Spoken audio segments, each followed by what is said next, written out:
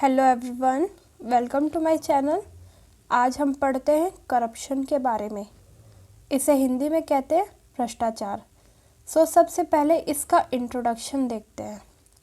भ्रष्टाचार एक सामाजिक बुराई है जिसे समाज के हर पहलू में देखा जा सकता है।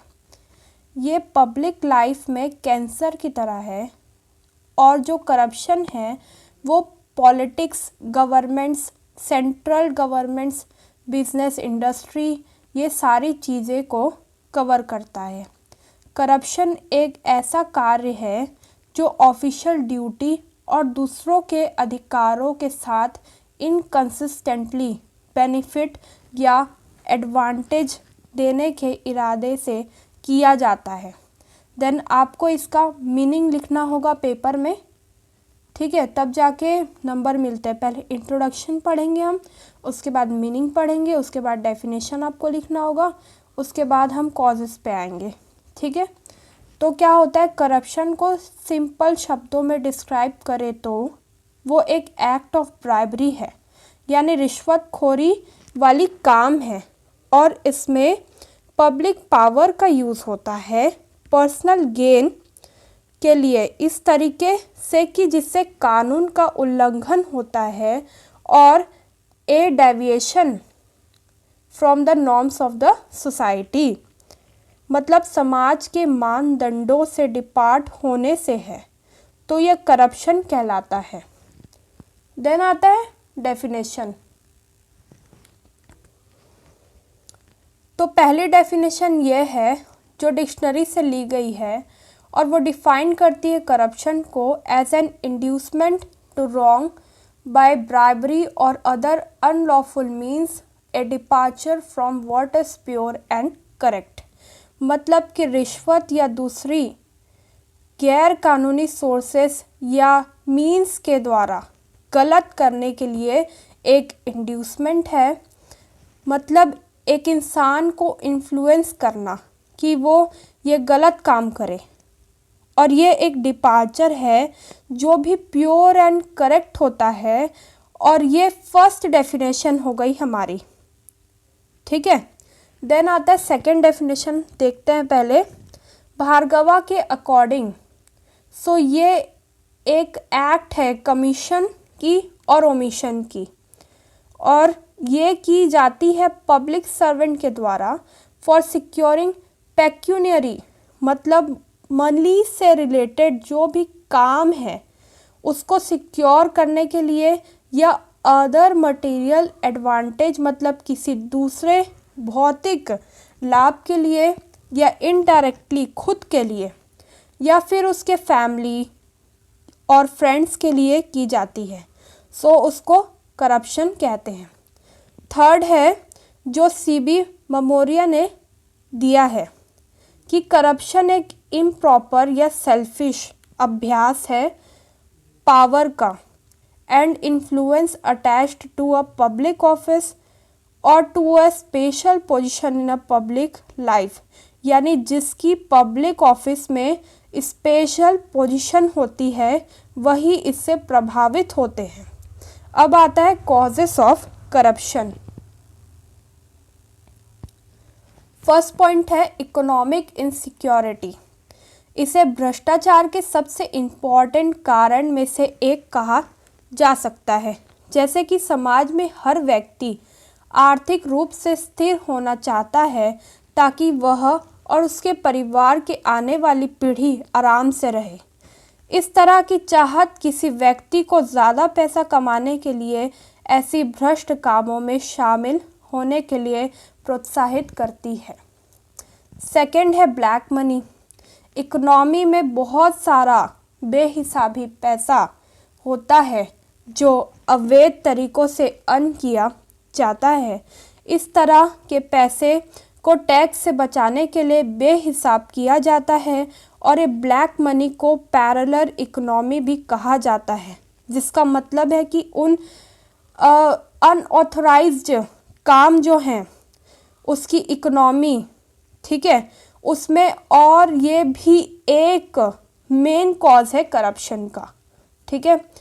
थर्ड है socio economic modernisation, power position status को अर्न करना नई वर्ग व्यवस्था में, जिसमें भ्रष्टाचार ऐसी सभी चीज़ों को कमाने का एक आसान तरीका या शॉर्टकट के रूप में भी काम करता है। इसलिए सामाजिक आर्थिक आधुनिकीकरण और व्यवहार परिवर्तन भ्रष्टाचार को जन्म देते हैं। फोर्थ है high rate of income tax. एक डेवलपिंग कंट्री होने के नाते भारत में टैक्स की रेट्स बहुत ज़्यादा है, इतना ऊंचा कि एक ईमानदार इंसान भी अपनी इनकम का फॉल्स रिटर्न बनाकर इससे बच सकता है। दूसरी ओर इनकम टैक्स ऑफिसर्स खुद ही करप्ट होते हैं। ठीक है। फिफ्थ है लो इनकम एंड सैलरी। बहुत सारे सरकारी विभागों और पब्लिक कॉरपोरेट्स में भी कामकाजी वर्ग का वेतन इतना कम है कि कामकाजी वर्ग की ज़रूरतें पूरी नहीं होती है और अपनी फाइनेंशियल ज़रूरतों को पूरा करने के लिए वे करप्शन करते हैं। Sixth, complex laws. जटिल कानून और प्रक्रिया आम लोगों को सरकार से कोई भी मदद मांगने के लिए उनको एलिनेट कर देती है या सेपरेट कर देती है। सेवेंथ है change in value and ethics. Man जो प्रशासन में काम करते हैं उनमें सोसाइटी के लिए उनकी वैल्यू का चेंज होना और नैतिक गुणों का चेंज होने से भी करप्शन इंक्रीज हुआ है। मॉरलिटी, सर्विस और ऑनेस्टी के पुराने आदर्शों को ऐसा माना जाता है कि मानो वो आउटडेटेड हो गया हो। अब आता है impact of corruption. First point, इसने देश के आर्थिक विकास को कम करके रख दिया है। सेकंड पॉइंट है इसने समाज में हिंसा और लॉलेसनेस को पैदा करके रखा है, क्योंकि करप्ट के पास पैसों की पावर होती है जिससे वो किसी को भी पैसा देके उसका मुंह बंद करा सकते हैं। थर्ड, इसने एफिशिएंसी मतलब इनएफिशिएंसी मतलब कि क्या होता है अक्षमता, और नेपोटिज्म मतलब पैसा देके जॉब लगवाना वो सब, और लेथार्जी मीन्स सुस्ती को बढ़ाया है, और प्रशासन के सभी क्षेत्रों को इनडिसिप्लिन बनाया है। मतलब आप लोगों को तो पता ही है अभी प्रशासन का क्या हाल है। सब ये इनएफिशिएंसी की वजह से तो कोई पैसा दे रही है सरकार, कुछ कुछ स्कीम रख रही है और फिर कोई पैसा दे के जॉब लगवा रहा है, और लेथार्जी है, एडमिनिस्ट्रेशन अच्छे से काम नहीं कर पा रही है जिससे देश का विकास रुक जा रहा है।